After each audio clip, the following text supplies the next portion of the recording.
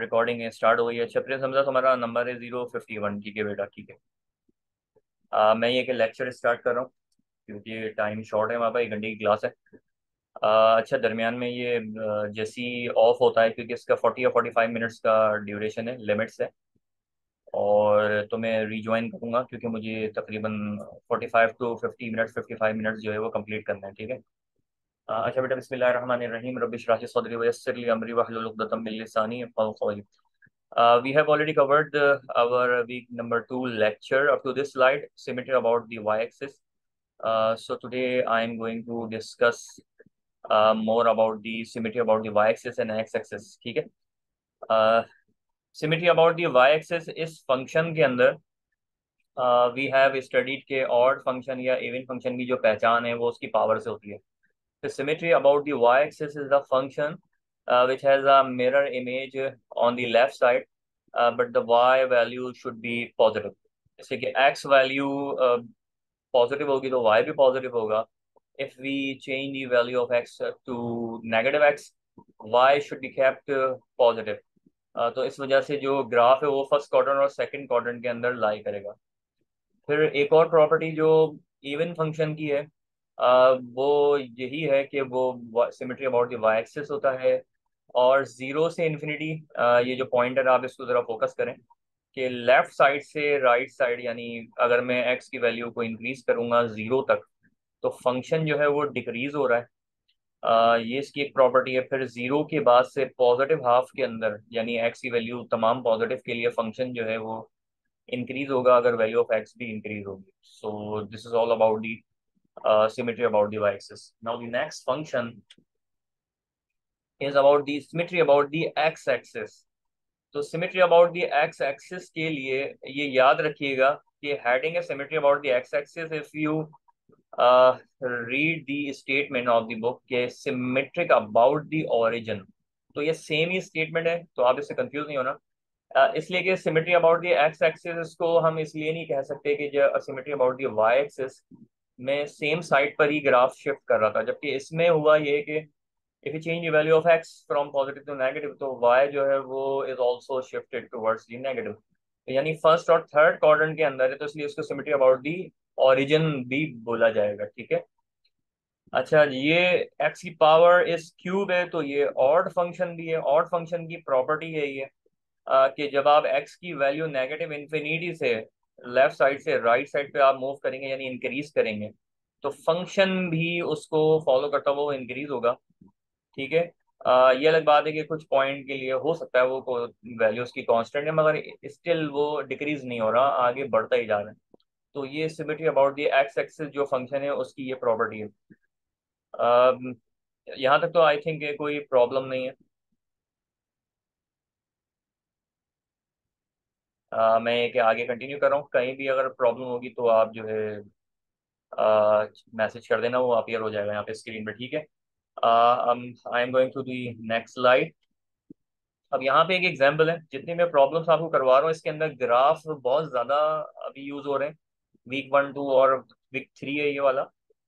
So you need to do the practice of these graphs. अब मैंने आपको अगर ये प्लॉट करके दे दिया है कि Y equals to X square plus one है तो एक्स की डिफरेंट वैल्यूज आप यहाँ पे रखेंगे। जैसे एक्स की वैल्यू आप जीरो रखेंगे तो जीरो पर वन ही होना चाहिए। तो रेड वाला जो ग्राफ है ये एक्चुअली इस लाइन का है। ठीक है। Y equals to X square जो ये ब्लू कलर है वो इस ग्राफ की इक्वेशन है।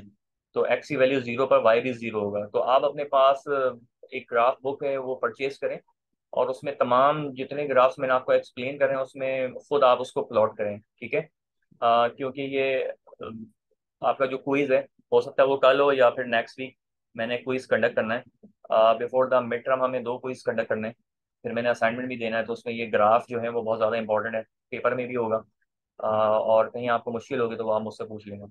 अब इस एग्जाम्पल के अंदर जो दो फंक्शन गिवन है कि F of X is equal to X square और इसको हम वाई भी बोलते हैं, तो Y is equal to X square plus one. तो ये दो फंक्शन है। अब दोनों फंक्शन इवन है, इसी वजह से they both have the property of the symmetry about the Y axis के राइट फर्स्ट क्वाड्रेंट और सेकंड क्वाड्रेंट में वाई की वैल्यू लाई कर रही है अगर आपने एक्स को नेगेटिव कर दिया तब भी। ठीक है। अच्छा, जो पहला फंक्शन है उसको यहाँ पे if you put the value of x -2 - x, तो इसका मतलब ये है कि जो x की वैल्यू जहाँ जहाँ इक्वेशन में मौजूद है सिर्फ उसको आपने नेगेटिव करना है।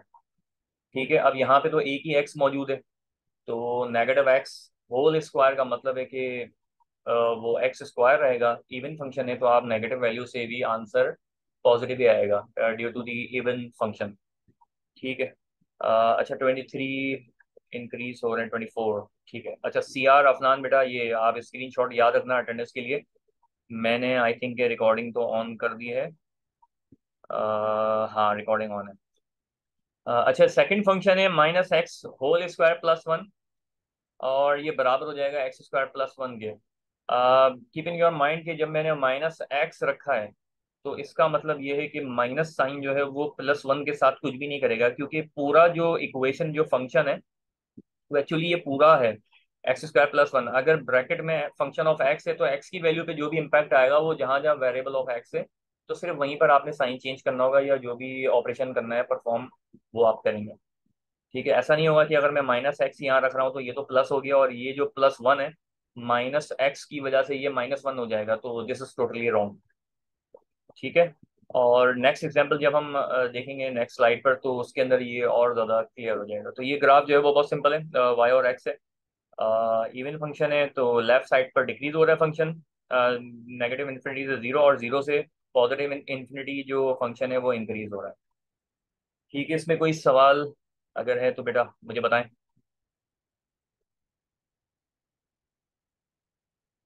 नहीं है। अच्छा बेटा, आप लोग ना अपना इनरोलमेंट नंबर जो है वो लाजमी आपके प्रोफाइल पर अपीयर होना चाहिए। चलें ये हर मंथ जो है हमारी पहली जो वीक की क्लास है वेडनेसडे वो ऑनलाइन हुआ करेगी, तो बेटा उसके अंदर जो है वो आपने ये ज़रा ख्याल रखना है। अब्दुल्ला तुम कुछ पूछना चाह रहे हो, एक मिनट। आपने रेज हैंड किया था फिर आपने हटा लिया है, तो मैसेज कर दो बेटा अगर कोई प्रॉब्लम है तो मैं इसको आगे कंटिन्यू करता हूँ, नहीं तो आप मैसेज करेंगे तो वो भी यहाँ पे अपीयर हो जाता है स्क्रीन के अंदर। ठीक है। और बेटा अपनी जो वीडियोस आप ऑफ ही रखें। ठीक है जी। Next slide. अच्छा टेक्स्ट मैसेज आया मेरे पास, मैं पहले उसको डील करूँ। सर क्विज की तैयारी कैसे करेंगे? बेटा बहुत सिंपल है। क्विज के लिए आपने जो सॉल्व एग्जाम्पल है मेरा लेक्चर उसी को देखकर आना है, उसी में से ही आना है। ठीक है, जितनी मैंने सॉल्व एग्जाम्पल आपको करवाई है या डेफिनेशन या कोई फंक्शन मैंने आपको समझाया है तो वो मतलब थ्योरी बेस्ड होगा, मगर उसके अंदर मैं सवाल इस तरह से बनाऊंगा कि आपको मल्टीपल चॉइसेस होंगे और कुछ आपको सॉल्व करना होगा। कुछ हो सकता है ग्राफ्स हो तो उसका रिलेशनशिप के लिए कोई बेस्ट ऑप्शन आप सिलेक्ट उस वक्त कर सकेंगे जब थोड़ा रफ वर्क करेंगे आप। ठीक है जी। अच्छा मुझे एक बच्चे ने कहा कि कंटिन्यू करें।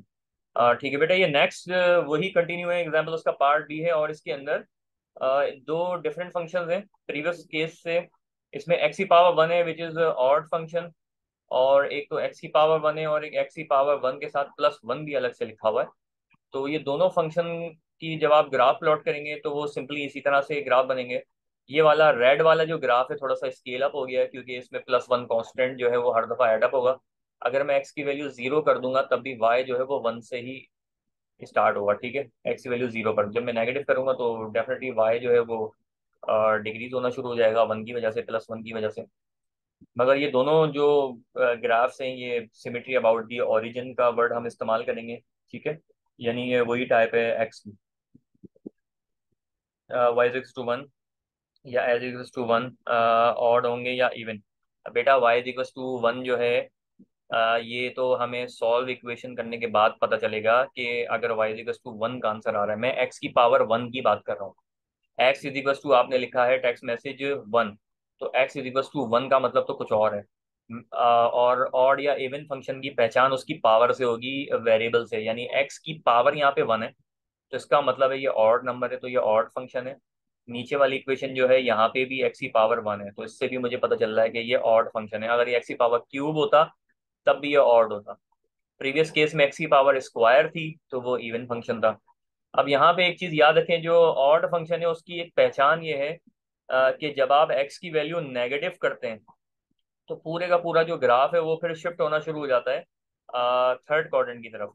अच्छा ये स्केल शिफ्ट वाला फंक्शन अगर आप थोड़ी देर के लिए नजरअंदाज कर दें स्किप कर दें, खाली आप देखें y is equals to X, तो y is equals to X में y पॉजिटिव है, अगर x पॉजिटिव है, x जैसे ही नेगेटिव होगा तो y भी नेगेटिव हो जाएगा। देखें जीरो पर जीरो है और -1 पर -1 है। ठीक है, तो ये ऑड फंक्शन की पहचान होती है कि वो सिमेट्री अबाउट दी ओरिजिन होता है, यानी फर्स्ट क्वाड्रेंट और थर्ड क्वाड्रेंट में ही वो लाई करेगा। फिर दूसरी प्रॉपर्टी मैंने आपको ये बताई थी कि जब आप नेगेटिव इन्फिनिटी से पॉजिटिव इन्फिनिटी मूव करेंगे, एक्स की वैल्यू इंक्रीज करेंगे तो फंक्शन भी इंक्रीज होगा। तो दोनों प्रॉपर्टीज पे लग रही हैं। ठीक है, अब अगर आप मुझसे ये पूछें कि सर ये जो सेकंड ग्राफ है जो पर्पल कलर या रेड कलर आपको नजर आ रहा है Y equal to X plus one, sir ये तो सेकंड क्वाड्रेंट के अंदर भी आ गया है। तो बेटा ये सेकंड क्वाड्रेंट के अंदर ये +1 की वजह से आया है, वरना +1 आप हटा दें तो ये एक्चुअली ये फर्स्ट और थर्ड क्वाड्रेंट के अंदर ही है।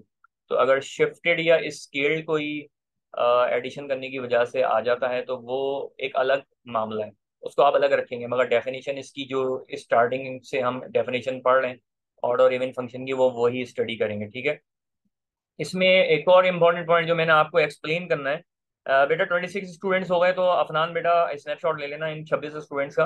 तो ये मुझे इसी को देख के अटेंडेंस लगानी है, जो एब्सेंट है वो भी मुझे नाम बता देना कौन एब्सेंट है, और ग्रुप पे ये मैसेज करके पूछ लेना कि जो एब्सेंट है वो क्यों एब्सेंट है। इसके अंदर ये वाली स्टेटमेंट आप देखेंगे नॉट और यानी F of -x is equal to -x+1। ठीक है, यानी ब्रैकेट के अंदर जब भी माइनस साइन चेंज हुआ है तो वो सिर्फ वेरिएबल का होगा, पूरी इक्वेशन का नहीं होगा। और आगे देखेंगे बट -f(x), यानी माइनस से अगर आपने पूरी इक्वेशन को मल्टीप्लाई कर दिया तो वो इसका मतलब ये है कि सबके साइन चेंज होंगे। ठीक है, जैसे -x और -1, तो इसका मतलब है कि ये माइनस साइन से पूरी इक्वेशन को मल्टीप्लाई करना, this is one another thing. और f(-x) जो है ये अनदर थिंग है। ठीक है, तो ये जो प्रॉपर्टी है यहाँ पे ऑड फंक्शन की लगाई है और ये बराबर में जो लिखा है इसके साथ बर्ट करके, तो इसका मतलब है कि ये माइनस साइन से मल्टीप्लाई करके आपको सिर्फ एक्सप्लेन करें कि दोनों these two are not equal to each other. बस सिंपली आपको ये बात बतानी है, तो ये याद रखनी है आपको। ठीक है जी, मैं अब आगे चल रहा हूँ नेक्स्ट। अच्छा, यहाँ न्यूमेरिकल है तो कोशिश करें कि अगर आपके पास नोटबुक है तो साथ साथ वो पॉइंट्स नोट करते जाएं। वैसे तो रिकॉर्डिंग आपको मिल जाएगी इंशाल्लाह।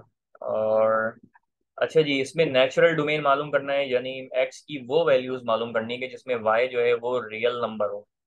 ठीक है, नॉन रियल जो है is undesirable in this lecture. So we should keep our values of X into the such region कि हमें जो आउटपुट फंक्शन है वो भी रियल मिले। अब पहला फंक्शन है f(x) is equal to X cube, X की पावर क्यूब। तो एक्स की पावर क्यूब है, अगर मैं एक्स की वैल्यू जीरो रख दूं तो फंक्शन भी जीरो हो जाएगा, जीरो भी रियल नंबर है, नॉट अ प्रॉब्लम। एक्स की वैल्यू मैं नेगेटिव रखूंगा तो क्यूब पावर ऑड फंक्शन है तो इसका मतलब है वाई भी नेगेटिव हो जाएगा। फिर मैं एक्स की वैल्यू अगर पॉजिटिव रखूंगा तो वाई भी पॉजिटिव हो जाएगा। तो तमाम value real values of x जो है वो डोमेन है। ठीक है, तो इसी तरह से हम उसकी आउटपुट रेंज भी निकाल सकते हैं। अभी यहाँ पे सिर्फ डोमेन की बात हो रही है तो मैं सिर्फ डोमेन की बात करूंगा और आपको गाइड करूंगा। अच्छा, अब सेकंड फंक्शन की तरफ मैं आ रहा हूँ। वैसे ही करते हैं कि इसका सोल्यूशन भी देख लेते हैं साथ में। मैंने आपको जो बात बताई है वो सही है कि एक्स की वैल्यू जो है वो नेचुरल डोमेन क्या है कि तमाम वैल्यूज नेगेटिव इन्फिनिटी से प्लस इन्फिनिटी, एक्स की वैल्यू जो है वो इसके डोमेन में आती है, क्योंकि उसकी वजह से हमें वाई भी जो है वो रियली मिलेगा। यानी इन्फिनिटी नहीं आ रहा, डिनोमिनेटर में भी जीरो का मसला नहीं है इसके अंदर। अच्छा, जो सेकंड फंक्शन है that is f(x) is equal to 1/x-1 into x-3।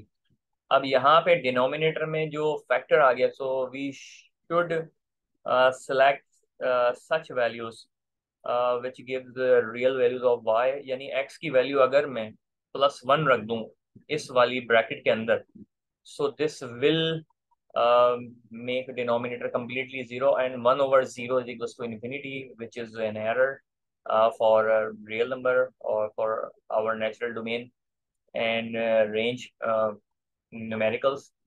तो हम x की वैल्यू 1 भी नहीं रख सकते यहाँ पे, इसी तरह x की वैल्यू मैं 3 रखना चाहता हूँ तो मैं x की वैल्यू 3 भी नहीं रख सकता, क्योंकि वो भी इसको कम्प्लीटली जीरो कर देगा, और 1/0 अगेन वही सेम। तो यानी मुझे देख के नजर आ रहा है इस सवाल के अंदर कि सिर्फ दो वैल्यूज हैं एक्स की, यानी एक्स की वैल्यू नॉट इक्वल टू 1 होगी और एक्स की वैल्यू नॉट इक्वल टू 3।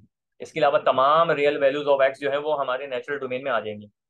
इसलिए कि नेगेटिव नंबर जब भी आएगा तो वो ओवरऑल नेगेटिव कर देगा y को, तो not a problem. Real numbers के अंदर नेगेटिव और पॉजिटिव दोनों नंबर्स आते हैं। ठीक है, तो अब हम यही देख लेते हैं।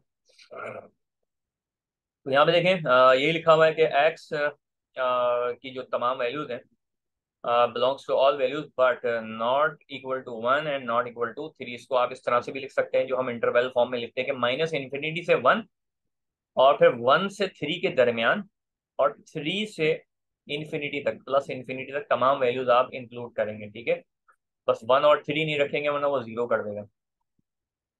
तो ये हमारा जो है वो सेकंड पार्ट था जो कंप्लीट हो गया है। इसमें कोई अगर कंफ्यूजन हो तो बेटा वो फौरन मैसेज कर देना, तो मैं आपको अलाउ कर दूंगा। अच्छा जी, पार्ट सी जो है वो शो करने से पहले मैं थोड़ा सा आपको एक जनरल कमेंट दे दूं कि पार्ट सी में देखें फंक्शन आपका बराबर है टेंजेंट एक्स के। तो अब वैसे तो देख के मुझे नज़र नहीं आ रहा कि क्या हो सकता है ये। तो इसका एक तरीका ये कि आपके पास कैलकुलेटर होगा तो आप उसमें एक्स की वैल्यूज रख के आप अंदाज़ा लगा लेंगे भाई कहाँ पे जो है वो इन्फिनिटी आ रहा है क्या नहीं आ रहा। और इसका तरीका ये होता है कि सर सेकंड पार्ट बिल्कुल समझ नहीं आया शायान। सेकंड पार्ट क्यों समझ नहीं आ रहा? देखो सेकंड पार्ट के अंदर मैंने ये बताया कि y is equals to 1 over यानी 1 डिवाइडेड बाय ब्रैकेट में फैक्टर फॉर्म में लिखा हुआ है। देखें डिनोमिनेटर ये है, डिनोमिनेटर में लिखा हुआ है x। अच्छा जी क्या है, मैं ये देख लो सर बी पार्ट दोबारा एक्सप्लेन कर दें। हाँ मैं वही कर रहा हूँ। ठीक है, तो वो सामने आ गई थी स्क्रीन। बेटा पार्ट बी में देखें न्यूमरेटर यानी ऊपर लिखा हुआ है 1, उसका तो कोई मसला नहीं है। अब डिवाइडेड बाय जो डिनोमिनेटर है उसमें लिखा हुआ है x-1 प्रोडक्ट फॉर्म में x-3 के साथ। मैं आपको पहले भी बता चुका हूं कि जब भी नेचुरल डोमेन या रेंज आपने फाइंड करनी है तो इस बात का ख्याल रखना है कि डिनोमिनेटर में अगर वेरिएबल है उसको जीरो नहीं करना कभी भी। कोई भी ऐसी वैल्यू आपने सेलेक्ट नहीं करनी कि वो जीरो हो जाए ओवरऑल। ठीक है, ओवरऑल से मुराद डिनोमिनेटर की बात हो रही है, क्योंकि जब ये पूरा डिनोमिनेटर जीरो हो जाएगा एक भी प्रोडक्ट जीरो होने की वजह से, तो फाइनल रिजल्ट क्या आएगा? तो ऊपर लिखा है 1, तो 1 ओवर यानी 1 divided by zero is equals to infinity. Infinity ये वो इन्फिनिटी है कि आप कैलकुलेशन नहीं कर सकते, इसमें एरर आ गया, आपका कैलकुलेटर भी एरर दे देगा आपको 1 ओवर अगर जीरो निकालेंगे आप तो। ठीक है, तो वो एरर है। तो जब भी इस तरह का एरर आएगा उस वैल्यू को आपने यूज ही नहीं करना। तो इसका मतलब है आप जब भी नेचुरल डोमेन या रेंज आप डिफाइन कर रहे होगे तो वहां पे आप मेंशन करोगे कि ये वैल्यूज मैं सिलेक्ट नहीं कर सकता। तो अब मुझे देख के यहाँ पे नजर आ रहा है x-1 ब्रैकेट के अंदर अगर मैं x की वैल्यू +1 रख दूंगा तो ये कैंसिल होके जीरो हो जाएगा।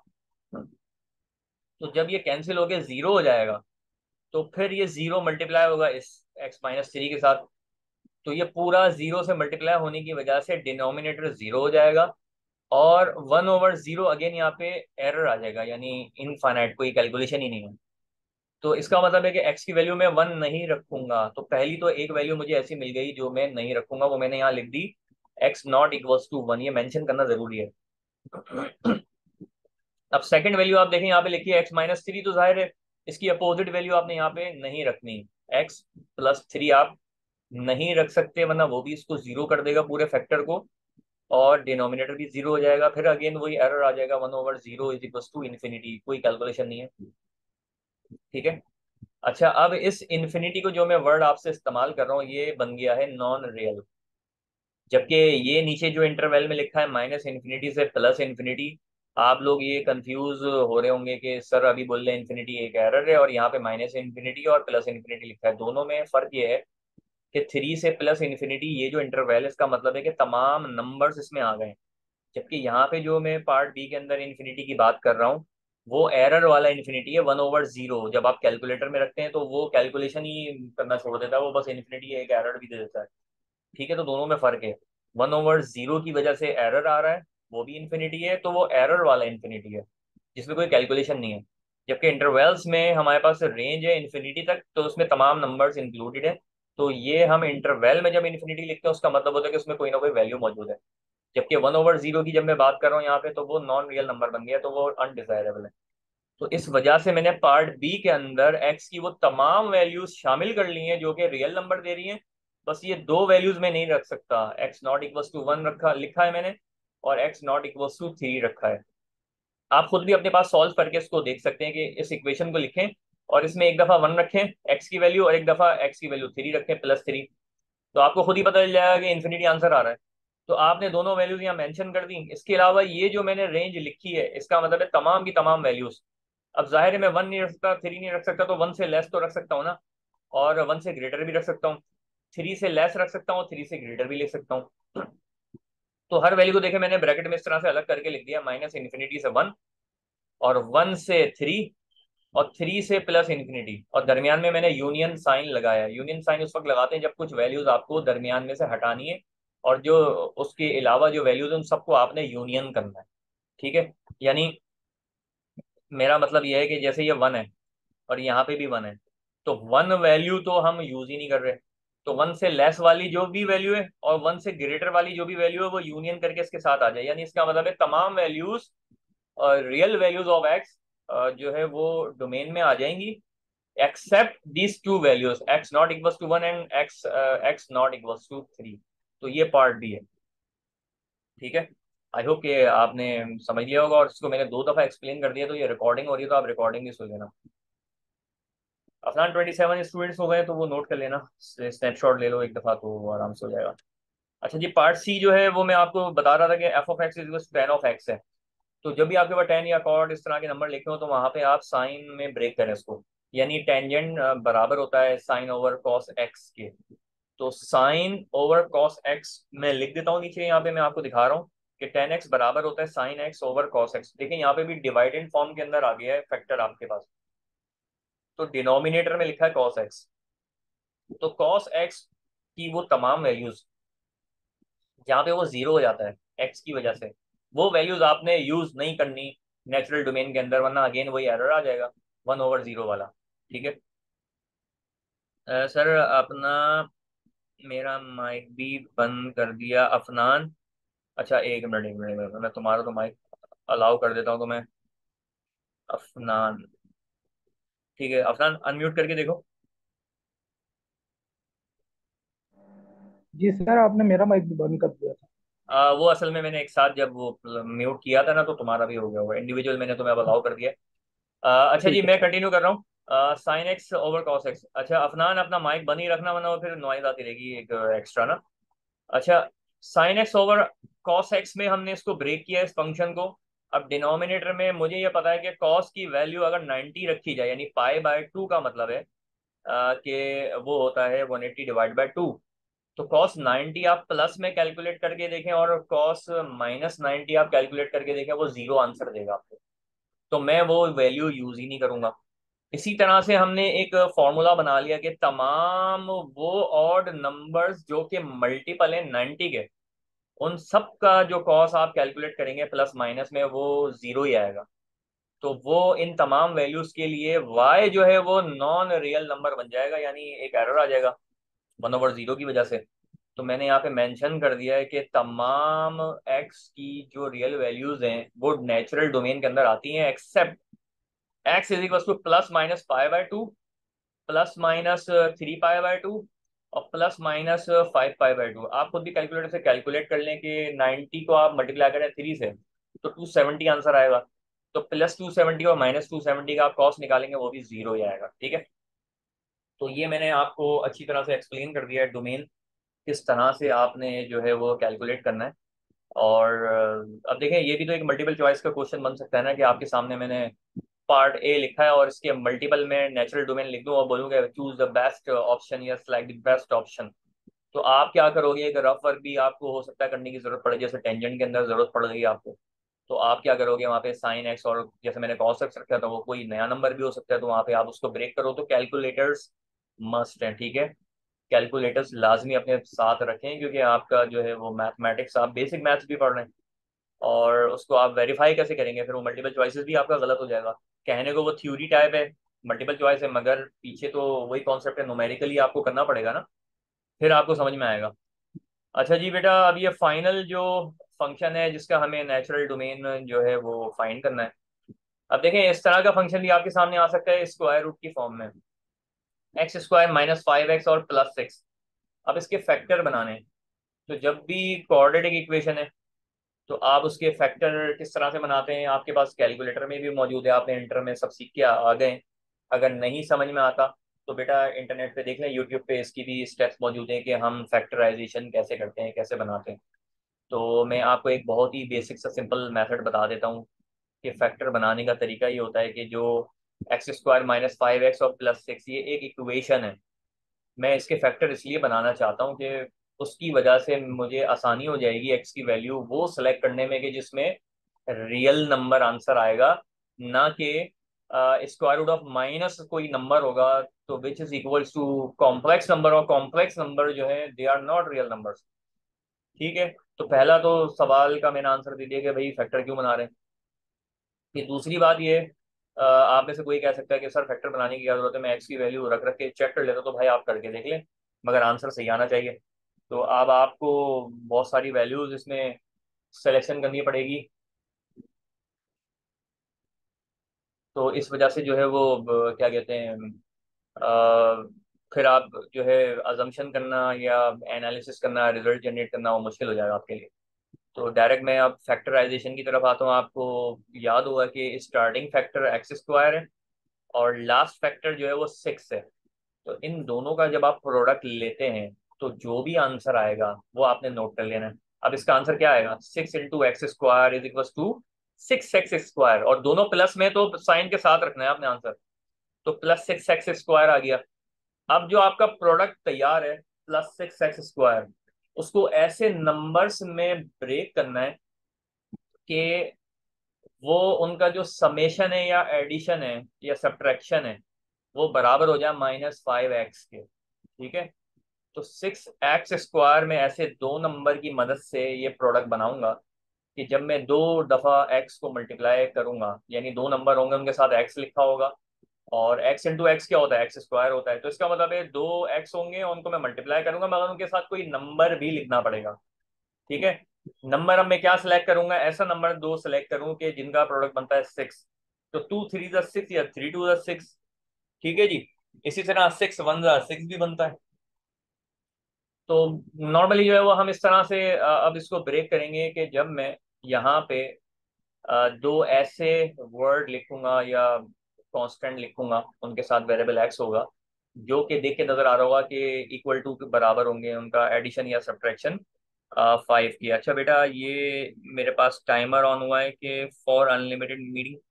अच्छा, टाइम आउट है, यानी मेरे पास 10 मिनट्स हैं, 10 मिनट्स के बाद ये जो है ओवर हो जाएगा। मैं दोबारा से ऑन करूँगा और फिर आप लोग दोबारा से रीज्वाइन करोगे तो मुझे जितनी स्लाइड्स कवर करनी हो मैं जल्दी जल्दी कर लूँगा। ठीक है, क्योंकि सारे इसमें क्वेश्चंस बहुत सारे हैं आप लोगों के, आपको कन्फ्यूजन है तो वो मुझे डील करना पड़ रही है। अच्छा, -2 -3 बिल्कुल शमीम या शाहिद, क्या नाम है तुम्हारा, शमाइम लिखा है तुमने, बिल्कुल सही है। ये -2 -3, यानी -2 -3 को जब मैं ऐड करूंगा तो आंसर आएगा -5।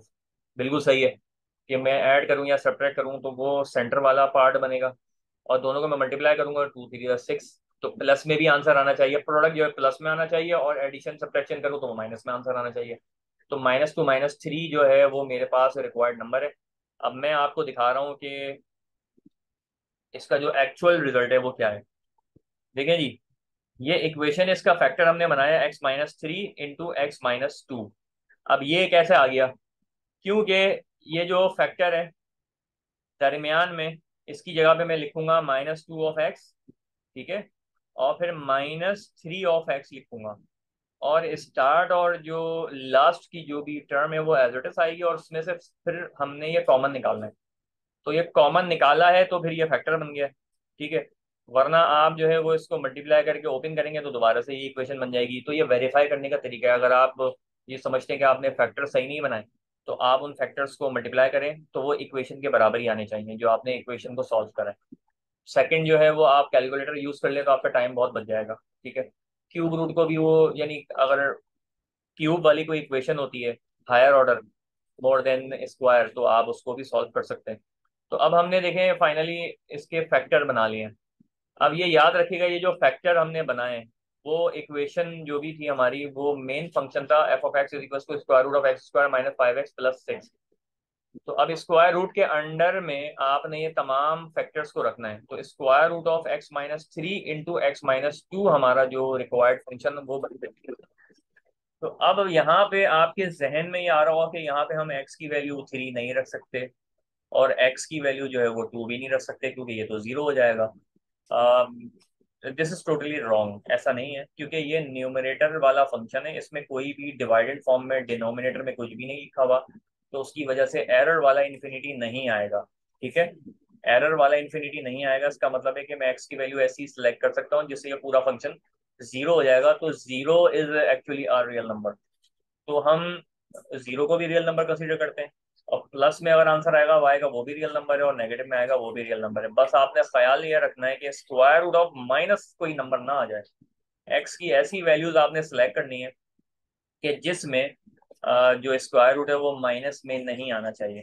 तो अब फैक्टर्स की मदद से मुझे थोड़ा सा अंदाजा ही हो रहा है कि देखें एक्स की वैल्यू मैं अगर 3 रखता हूँ तो ये पूरा जो है मल्टीपल प्रोडक्ट जो है वो जीरो हो जाएगा, तो वो भी ठीक है। एक्स की वैल्यू अगर मैं 2 रखूंगा तब भी ठीक है, क्योंकि पूरा आंसर जीरो आ जाएगा। अब यहाँ पे देखें 3 से लेस वैल्यू क्या मैं रख सकता हूँ, और 2 से ग्रेटर वैल्यू में क्या रख सकता हूँ, इसको आप वेरीफाई करें। मैं आपको थोड़ा सा हिंट देता हूँ कि जैसे 2 से लेस देन और इक्वल टू तो वैल्यू सारी सही है। अब मैं 2 से ग्रेटर वैल्यू रखने जा रहा हूँ, तो 2 से ग्रेटर वैल्यू लेट से 2.5, और 3 से लेस है वो, तो 2.5 मैंने जो है वो यानी 2 से बड़ी वैल्यू रख दी है यहाँ पर। तो जब 2.5 आप माइनस करेंगे 2 से तो आंसर बचेगा 0.5 प्लस का। मगर जब 2.5 को आप -3 करेंगे तो -0.5 बचेगा, तो इसकी वजह से ओवरऑल जो भी आंसर आएगा वो माइनस में आ जाएगा और कॉम्प्लेक्स नंबर बन जाएगा स्क्वायर रूट की वजह से।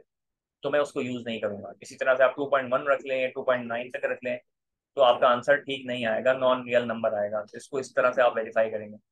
फिर इसी तरह से एक्स की वैल्यू में 3 से ग्रेटर अगर रखता हूँ, जैसे मैंने 4 रखी, तो 4-3 पॉजिटिव नंबर है, 4-2 पॉजिटिव नंबर है, तो कोई मसला नहीं है।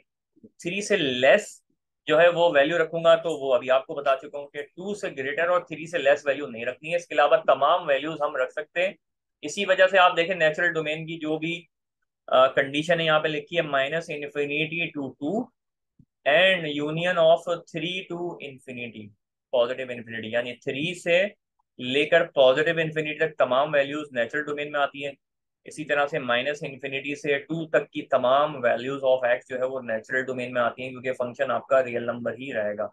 2 और 3 के दरमियान में मैंने देखे कुछ भी नहीं लिखा है। जैसे आपने यहाँ इस फंक्शन में लिखा हुआ देखा था ना 1,3, इसका मतलब है कि 1 और 3 के दरमियान की वैल्यूज पार्ट बी के अंदर तो हम यूज कर रहे थे, मगर इस पार्ट के अंदर हम दरमियान की वैल्यूज को यूज नहीं करेंगे। अच्छा, मैं देखता हूँ कि एक चैट मैसेज आया हुआ, तो मैंने उसकी पर ऑल रियल नंबर एक्सेप्ट 2,3, ठीक है, सही बोला है। ये पार्ट डी देखें, ये थोड़ा सा मुश्किल है इसको समझना, मगर ये कि मैंने काफ़ी डिटेल में इसको बताने की कोशिश करी है। तो अगर इसमें कोई सवाल है तो आप मुझसे पूछ सकते हैं। तो बेटा अगर किसी को माइक ओपन करना है तो वो भी मुझसे पूछ सकते हैं, टेक्स्ट मैसेज कर दें तो मैं थोड़ी देर के लिए अनम्यूट भी कर सकता हूँ। बेटा यहाँ पे बहुत सारे स्टूडेंट ऐसे नज़र आ रहे हैं जिन्होंने अपना एनरोलमेंट नंबर जो है वो यूज़ ही नहीं कर रहा है। बेटा अपने प्रोफाइल में जाके वहाँ पे एडिट करें, एनरोलमेंट नंबर भी लाजमी लिखें, क्योंकि उसी के बिहाफ पर ही अटेंडेंस लगेगी हर मंथ के पहले वीक में। इसी तरह से अटेंडेंस मार्क होगी, और जो एब्सेंट है तो वो एब्सेंट ही रहेगा। ठीक है, उसका मैं कुछ नहीं कर सकता, और वो रीज़न भी हमें बताएंगे कि वो क्यों एब्सेंट है, तो वो व्हाट्सअप मैसेज करें मुझे। अच्छा जी, मेरे पास क्या है, सर पार्ट डी रिवाइज कर दें। बेटा रिवाइज का मतलब ये कि आप रिकॉर्डिंग लिख लेना। रिवाइज तो ये, अगर मैं इसको बार बार रिवाइज करूंगा तो जो रिकॉर्डिंग सुनना होगा ना वो भी परेशान हो जाएगा कि सर ने रिकॉर्डिंग तो कर दी, अब वही चीज़ दो दफा समझा दी है। तो इन शॉर्ट बस आप मेरा एक जुमला ये याद रखें कि जब स्क्वायर रूट के अंदर जो भी कोई कॉम्प्लेक्स इक्वेशन है उसको आप सिंप्लीफाई करके फैक्टर बनाएं, कुछ भी करके। आपने फैक्टर बना लिए, तो अब आप ये देखें कि वो डिवाइडेड फॉर्म में तो नहीं आ रहा। अगर डिवाइडेड फॉर्म में नहीं है तो फिर जिंदगी आसान हो गई कि आप जीरो भी रख सकते हैं। पूरे फंक्शन को जीरो भी कर देंगे तभी चलेगा। ठीक है, डिनोमिनेटर में अगर होता तो आप जीरो नहीं कर सकते, तो आपको वो भी ख्याल रखना पड़ता। तो अब मैं यहाँ पे फैक्टर्स को देखकर ऐसी वैल्यूज भी रख सकता हूँ जहाँ पे ये दोनों फंक्शन जीरो हो रहे हैं। अब मुझे सिर्फ वो वैल्यूज नहीं रखनी है कि इन दोनों का प्रोडक्ट जो है वो माइनस में नहीं आना चाहिए, क्योंकि माइनस की वजह से स्क्वायर रूट जो ओवरऑल फंक्शन का है वो कॉम्प्लेक्स नंबर बन जाएगा, और complex number they are not real numbers, so we exclude iota type or complex numbers from um, these kinds of numericals in order to find the natural domain or range। ठीक है, फिर हमने एक rough सी एक range निकाली कि भाई to से लेस देन भी वैल्यू ले सकते हैं और टू से ग्रेटर भी ले सकते हैं। तो भाई टू से ग्रेटर हम इसलिए नहीं ले सकते कि हमने 2.1 या 2.5 एक रैंडम वैल्यू रख के देख ली। तो हमने जब ये पुट करी तो हमें पता चल गया कि भाई आंसर तो माइनस में आ रहा है, जैसे मैंने अभी वेरीफाई करके दिखाया है। तो फिर आप वो, इसका मतलब है टू से ग्रेटर वैल्यू नहीं रखोगे, और फिर आप टू के बराबर और टू से लेस वाली वैल्यू रखोगे। फिर थ्री और थ्री से बड़ी वैल्यू रखनी है, थ्री से लेस रखनी है। तो बेटा थ्री से ग्रेटर वैल्यू रखनी है और थ्री के बराबर रखनी है, क्योंकि थ्री से लेस रखेंगे तो आपने अभी तो वेरीफाई किया टू से ग्रेटर वाली वैल्यूज को।